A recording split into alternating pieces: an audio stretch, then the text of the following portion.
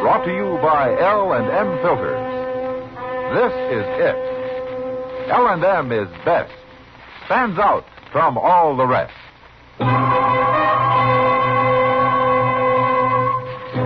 Around Dodge City and in the territory on West, there's just one way to handle the killers and the spoilers, and that's with a U.S. Marshal and the smell of Gunsmoke.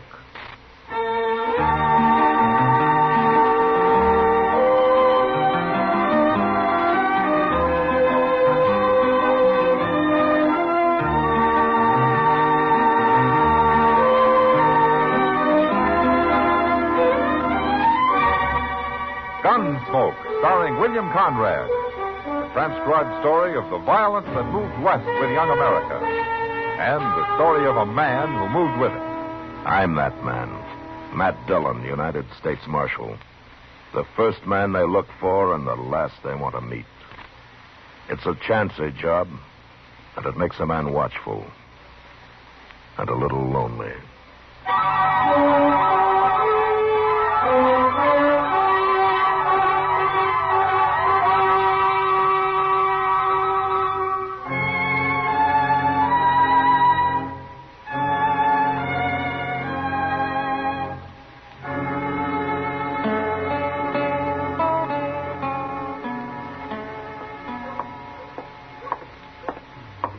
Shucks. Doggone the luck. Cuss it. Oh, hello, Chester. Oh, hello, John. Doggone the luck, anyway. Mr. Dillon? Well, how are you, Chester? How long you been standing here? Oh, not long. I'm waiting to go to dinner with Doc, if he ever comes out of his office, that is. Well, have you been here a half hour? No, not that long, I don't think. Why? Well, I thought maybe you'd seen Miss Kitty out here in the street somewhere. No, I haven't seen her. She's got to be someplace. Well, I expect she is, Chester. Well, there's no place I know of. I can't find her. How'd you try the Longhorn? Oh, no, sir. She's never in there before afternoon sometime. Oh, what about her room? That's where I was supposed to meet her, Mr. Dillon. But she ain't there, and nobody saw her. Nobody I talked to, anyway. Oh, she'll be around. Yeah, but it ain't like Miss Kitty not to be where she says she'll be. Now, don't get so worried, Chester. It can't be that important. Well, it's pretty important to me. Oh? Yes, sir. I got a date tonight with a little girl who works over at the Alphagenzer. Oh, what's that got to do with Kitty? Well, my only pair of good pants got busted, Mr. Dillon, and Miss Kitty was patching them up for me. She told me to come pick them up today just before noon. No wonder you're worried. Is this a new girl that you got, Chester? Yes, sir.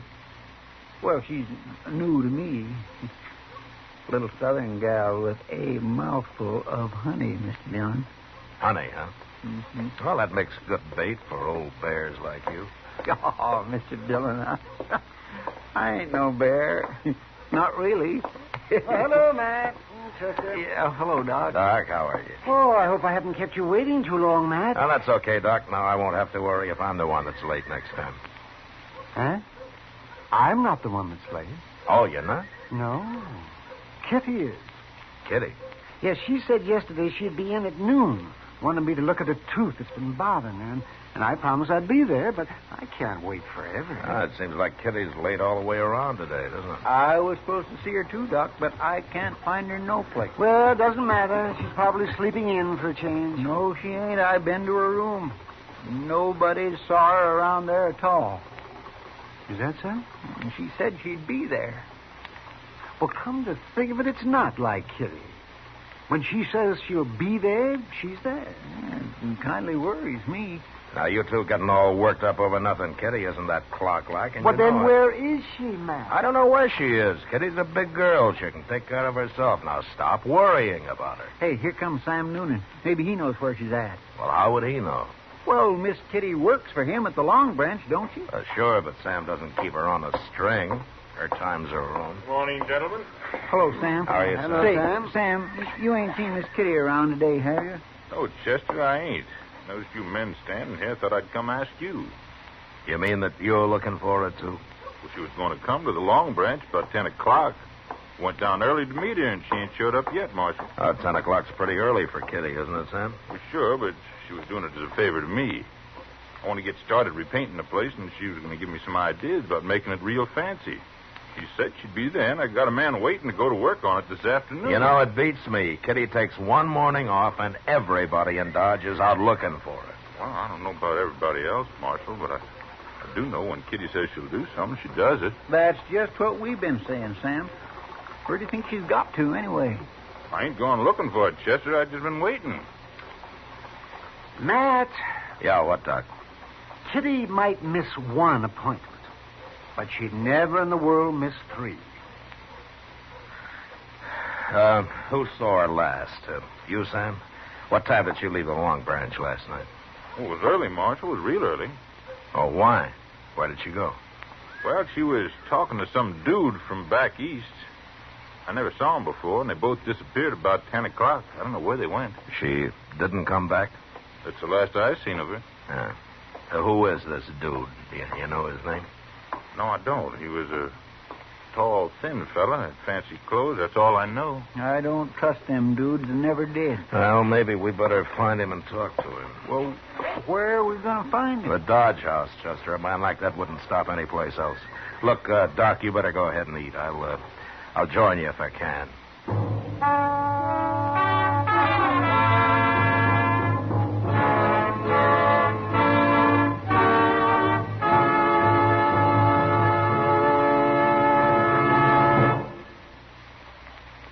We hope you're having a wonderful Christmas, that the holly and mistletoe look brighter than ever, that you're enjoying your gifts and the fun that goes with them.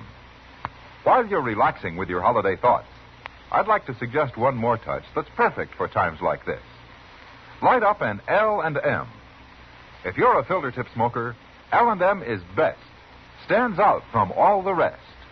Stands out for flavor, for effective filtration, for highest quality tobaccos. It adds up to the greatest pleasure in filter tip smoking. L&M's got everything. This is it, L&M filters, this is it. Light and mild. It's the best, L&M filters, highest quality filter tip. This is it. L&M filters, L&M filters with the miracle tip. King size or regular, L&M is best. Stands out from all the rest.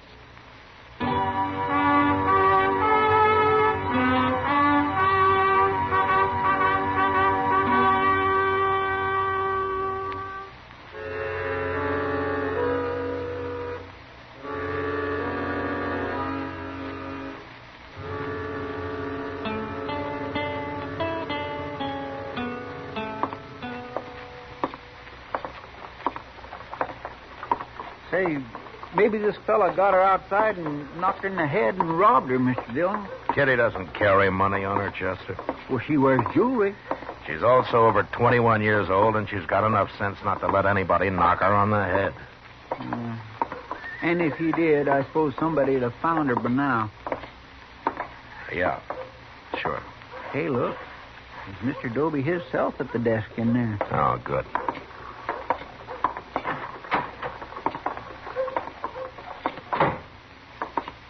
Well, hello, Marshal. Chester. Oh, Mr. Dobie. Are you, Dobie? Now, don't tell me the Dodge House has taken in another gunman. You're going to shoot the place up again. Well, it wouldn't happen so often if you'd make your guests check their guns, Dobie. Kind of people come in here to take the army to do that. That's a poor rule anyway. A man can always hide a gun. Or a knife. It's not that kind of a man I'm looking for this time, Dobie. It's an Easterner, some dude. What's his name? Well, I don't know his name, but he's tall and thin, and he's a sort of a fancy dresser. He's new to Dodge. Must be that fellow Rackmill. Rackmill? He fits your description, but he sure didn't look like no troublemaker to me. What's he done? I don't know, Toby. I don't know. Maybe nothing. Is he in his room? No, he ain't. Funny thing, now you mention it. Clerk told me this morning that Rackmill didn't come in at all last night. He didn't? I didn't think nothing about it till now. Oh, you know how some fellas are. They get to playing cards or something. He ain't up to no good, Mr. Dillon. I just know he ain't. Dobie, what do you know about him? I told you all I know. He come here day before yesterday. Said he was traveling around, seeing the West. I don't think he's working. He don't act sharp enough to be a gambler. Okay, Dobie, thanks. Thanks very much. Look, if he does come in, don't say anything about my being here, will you? Not a word, Marshal. But I'll send somebody after you if you want. Good. I gotta go find that clerk. I ain't paying him for me to stand here all day. Well, what are we going to do now, Mr. Dillon? Look, I tell you, Chester, you go down and check the stage, huh? I'm going to go over to the depot, and I'll see you back at the office. You think you might have kidnapped her?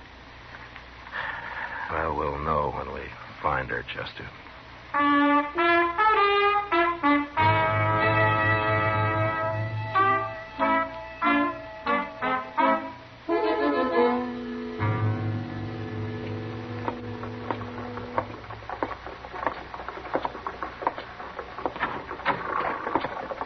Find anything, Chester?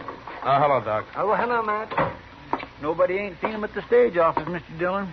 There's only one stage out today, and that left this morning, and they wasn't on it. Yeah, Matt, I didn't think there would be. What about the train? Did they leave on that? They remember Rackmill when he came in the other day, but he hasn't bought any ticket to leave. Then he must be somewhere in Dodge, Matt. I stopped by Miss Kitty's room on my way back, Mr. Dillon. She ain't been in yet. You know, they tell me back in New York, some policemen do nothing but look for people that are missing. That's how many disappear all the time. Do they find them, Doc? Sometimes, yes, of course. They always check the city morgue first. Oh, that's where they find a lot of them. People that got killed, you mean? Mm-hmm. Well, some just fall down and die on the streets. Heart seizure, something like that kind of hits them. But, of course, a lot of them are victims of murder. Or killing of one kind of, fights and things like that. Yeah, it must happen a lot. They got so many people living there. It does. But it can happen anywhere, Chester. Only in New York, they're better organized to locate people that are missing and don't come home when they should. Always check the morgue first, huh? Yeah, oh, that's the best place. It saves a lot of time and trouble. Hey, we ought to have a morgue here in Dodge. Oh, whatever. Oh, Jeff, we don't need one, but Dodge isn't big enough for a morgue. No, I guess it ain't. And besides, people don't come up missing here very often. Well, if you two well-wishers have got the morgue problem settled, I'd like to say something. Why, surely, Matt. Go ahead. If Kitty was in Dodge, we'd have heard from her by now. I'm presuming she's alive, of course, Doc, if that doesn't go too much against your theory. Oh, of course she is, man. Of course she is alive. I was telling Chester about things back east, that's all. And if she's left Dodge and she didn't go by stage or by train, then there's only one other way that she could have gone, isn't there? You mean she walked? That'd be about as likely as you walking somewhere, Chester. I don't know why I didn't think about it before. Let's go down to the stable.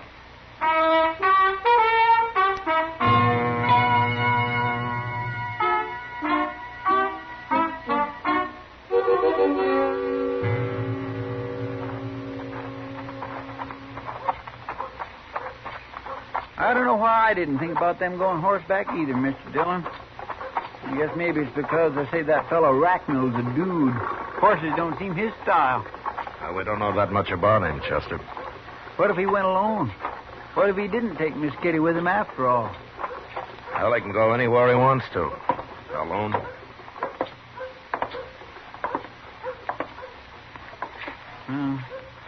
I don't see Moss Grimmick nowhere. Hey, Moss. Moss Grimmick. Hey. Here now. Who's doing all that hollering? He's laying in that stall over there, Mr. Dillon. He's been sleeping. Yeah. Oh, it's you, Marshal. Chester, you woke me up. I'm sorry to bother you, Moss, but I got to talk to you. Trouble, Marshal? Well, I don't know. But if there is, maybe you can help me. Always willing to help, Marshal. Tell me, have you rented out any horses lately, Moss? Last night or today? No, I haven't. Business has been mighty slow all week, Marshal. No, you haven't. You sure? Well, you mean saddle horses, don't you? Yeah, sure. I thought so. No man's gonna make a getaway in a buggy, is he? In a buggy? What, do you rent buggies? Not often, but I did last night. By golly, I'm glad you reminded me. He ain't brought it back yet. That fellow still got my buggy, Marshal. Who was it, Moss? Oh, some stranger I never saw him before. Was he an Easterner? He ain't from around here, not in them clothes. Did he, have anybody with him? Yeah, he had a girl. She waited outside for him. I didn't pay no attention to her. It was a good moon last night, and they was going for a little drive. But I want my horse and buggy back, Marshal. You think they went and stole it? Tell me, Moss, did he say where they were going? He said something about Indian Spring. Asked me how far it was. I told him 20 miles. He figured that was too far, but said maybe they'd drive down to Hartway. What'll I do, Marshal? Oh, what time was it when they took the buggy? 10 o'clock, maybe? No, there's nothing down toward Indian Spring I know of, Mr. Dillon. There's hardly even any ranches down there. They must have run into trouble of some kind. Maybe that's it, Marshal. I'll tell you. I didn't bother to mention it since they wasn't going far, but one of the iron rims is off the left wheel on that buggy. Could be they hit a rock and the wheel busted. Yeah, maybe. But it doesn't take all night and half a day to walk 20 miles. But don't worry about your buggy, Moss. We'll find it.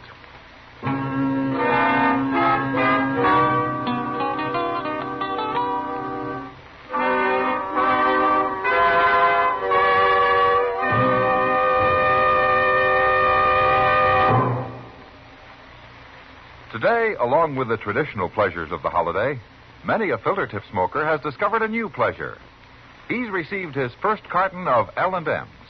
If it happened to you, and you've started to smoke those L&M's, you know how they stand out from all the rest. You're enjoying the incomparable taste of highest quality tobaccos. Best flavor ever to come through a filter. You've discovered that no filter compares with L&M's pure, white, easy-drawing miracle tip. Yes, if someone gave you L&M's for Christmas, you've got the best, because L&M's got everything.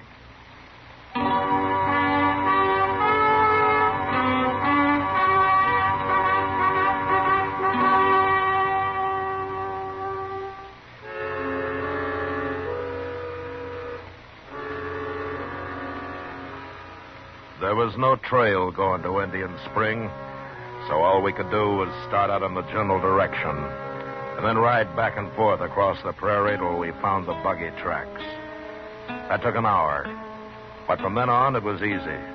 We covered the first 10 miles fast, so fast that we almost missed where the buggy had stopped and a woman's footprints led away from it. We followed these for a mile or two. And then up ahead, we suddenly saw puffs of smoke coming from a clump of box elder, Indian style. That must be Miss Kitty in there, Mr. Dillon. Yeah.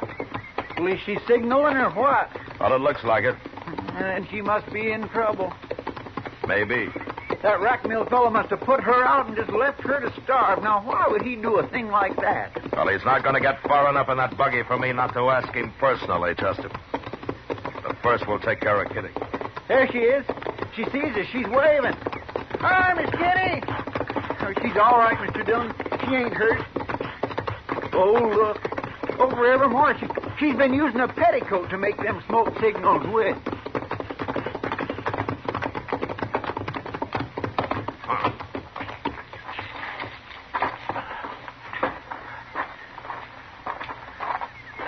You see my smoke signal? How you found me? No, we tracked you, Miss Kitty. Sure is good to see you.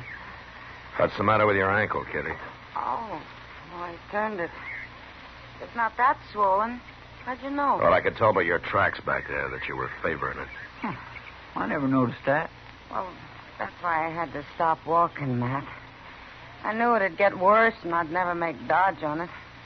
I figured I was better off here than out in the prairie where I couldn't even build a fire. Well, that was smart of you, Kitty. Look, you can ride on one of our horses back, and we'll go double, huh? In this skirt? Oh. Well, one of us can wait here with you while the other one goes and fetches a buggy, okay? No, that'd take too long. I'll make it. I can ride side saddle if we don't go too fast. Okay. You must be hungry. Oh, You know, we didn't think to bring anything to eat. I'm starved. At least I've had water. There's a tiny little spring under that rock over there. Yeah. You're lucky you had matches, too. I wish I'd had a gun. It's alive with rabbits around here. Well, you could have trapped some if you'd stayed here long enough. I'll show you how someday. Thanks. But I hope I never need to know how. Oh, Chester, will you go get our hat and stuff and then throw some sand on that fire? All right, sir. And I'll have me a drink of water while I'm at it. Then we'll get started for Dodge, Kitty. Yeah, the sooner we get there, the sooner you can eat. A side of beef and a sack of potatoes would make a good start. And I come to think of it, I missed dinner myself. I'll join you. I'm sorry I'm so much trouble, Matt. Ah. As long as you're safe. You know, you had everybody worried. Me and Chester and Doc, Sam Noonan. I know. I've been thinking about it. Matt? Yeah. Well, I turned up missing, so you scout around and finally tracked me down clear out here in the prairie and find me standing around on one foot in a bunch of little trees playing Indian. And you don't even ask me how I got here. I know how you got here. Well, sure, of course. With Jim Rackmill and that fool buggy. Part way, anyhow. But that's not what I mean, man. Well, if he'd been out to kidnap or murder you, I guess you'd have mentioned it before this, wouldn't you? I felt so silly. I feel like a fool telling that. Well, go ahead, say it. It can't be that bad. Rackmill's an Easterner. He's never been out here before, and we got to talking, and he said he'd like to see the prairie in the moonlight. It was my idea. We rent a buggy and take a drive for an hour or so. Anything to get out of that smoky saloon for a while. So we did. And he tried to hold your hand. And you got mad. And you slapped him. And you jumped down and you started walking. How'd you know that? I know you, Kitty. You know, sometimes you got a terrible temper. Well, I paid for it this time. Honest, Matt, that's all he did. Tried to hold my hand. I believe it. You know, but you'd have been smarter if you just slapped him and let it go at that. You could have ridden back to Dodge in style. Why'd I have to act like a schoolgirl, Matt? I don't know, Kitty. Some people grow up slow. But I'll tell you one thing. It's a lot better than growing up too fast. Oh, thanks for that anyway, Matt. Hey, look out yonder, Mr. Dillon. Look what's coming. What? It's Rackmill in the buggy. I forgot all about him. Where in the world's he been all this time? Well, looks like we ain't going to have to run him down after all, don't it? Well, he didn't do anything, Chester. He tried to hold my hand. Well, he sure looks wild now. Now, listen, you two. You stay out of this. Leave Rackmill to me. I'll handle him. Come on, Chester. Let's ease up those saddles, huh? Yes, sir.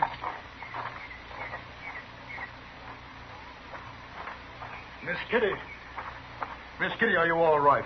Am I all right? I've been going crazy trying to find you. It was dark, and you disappeared so fast, and then I finally saw the smoke a while ago. You did, huh? How'd you know that smoke wasn't Indian? Well, I didn't know. In fact, I thought it must be. I had to make sure, Miss Kitty. Well, dude, you're a pretty brave man, Mr. Rackmill. Oh, I knew it wasn't Indians as soon as I saw them. Have they been bothering you, Miss Kitty? What? Come on, Miss Kitty. Get in the buggy. Aren't you forgetting I got out of that buggy once? We'll talk about it later. Take my arm. Take it. Well, I'll say one thing, Mr. Rackmill. You're sure right about going crazy. Please, Miss Kitty. No. I like it here. I've been real comfortable. I'm going to stay. Learn how to trap rabbits.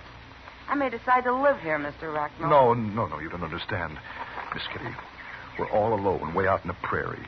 I don't like the looks of those men. I've got to get you out of here. You've got to get me out of here. You. Please be sensible before it's too late. It's already too late. Now, get in your buggy and go on back to Dodge, if you can find it. I can find it, all right. I promise you I can. Come, Miss Kitty. Which way is Dodge? What? Why, it's right back there. You're pointing towards Texas. Well, it doesn't matter. We'll find it. I won't leave you here, Miss Kitty. I don't care how mad you get. Oh, I'm getting mad again, It doesn't matter. I don't blame you for last night. I apologize. I shouldn't have tried to hold your hand. I just lost myself for a moment, that's all. It won't happen again. I promise you. But I am not going to leave you here. Oh, I'm sorry, Mr. Racknell. I've been unfair. I do have a bad temper, you know. Yes, I know. And you're right about those two.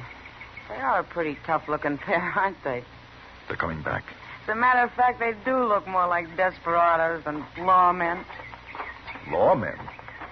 Mr. Racknell, this is Marshal Dillon of Dodge City, Kansas. Marshal Dillon? And that's Chester Proudfoot.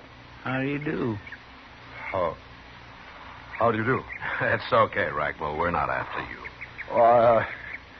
I didn't know that she knew you. I mean, I thought you were strangers. No, we're not strangers. In fact, we rode out here to find Kitty. I've been trying to find her, too. All night and all day, I've been driving around. Now, wait a minute. You men aren't going to make all this my fault. I only did what any lady'd do. Kitty, you do a lot better if you get something to eat. Eat? What are we standing around here for? Matt, will you and Chester ride along with us? Sure we will, Kitty. And Mr. Racknell, when we get to Dodge, maybe you'll have supper with us. That's very kind of you, Miss Kitty. Good. Now, if you'll hold my hand, you can help me into the buggy.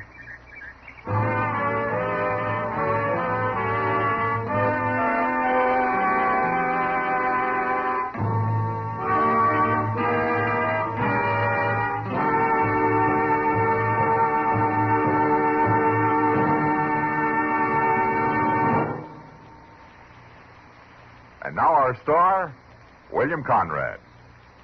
Thank you, George. Speaking for all the folks who make and sell Chesterfields as well as L&M filters, Liggett & Myers Tobacco Company, there are 1,300,000 retail dealers and more than 6,000 wholesale distributors.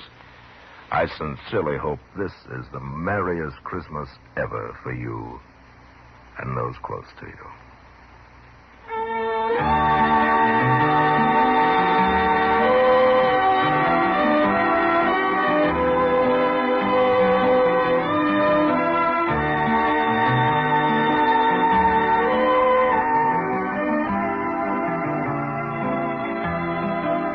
Gunsmoke, produced and transcribed under the direction of Norman Macdonnell, starred William Conrad as Matt Dillon, U.S. Marshal. Our story was specially written for Gunsmoke by John Meston, with music composed and conducted by Rex Corey. Sound patterns by Tom Handley and Ray Kemper. Featured in the cast were John Daner, James Nusser, Barney Phillips, and Vic Perrin. Harley Bear is Chester, Howard McNear is Doc, and Georgia Ellis is Kitty. Join us again next week as Matt Dillon, U.S. Marshal, fights to bring law and order out of the wild violence of the West in Gunsmoke.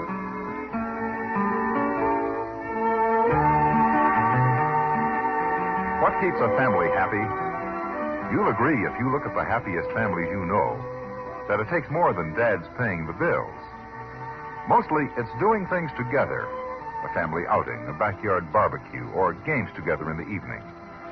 These are the precious moments of family life, the shared moments.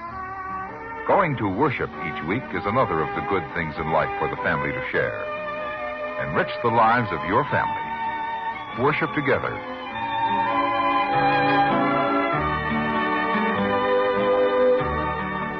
Remember, listen again next week for another story of the Western frontier when Marshal Matt Dillon, Chester Proudfoot, Doc, and Kitty, together with all the other hard-living citizens of Dodge, will be with you once more. It's America growing west in the 1870s. It's drama. It's Gunsmoke. Brought to you by L&M Filters. This is the CBS Radio Network.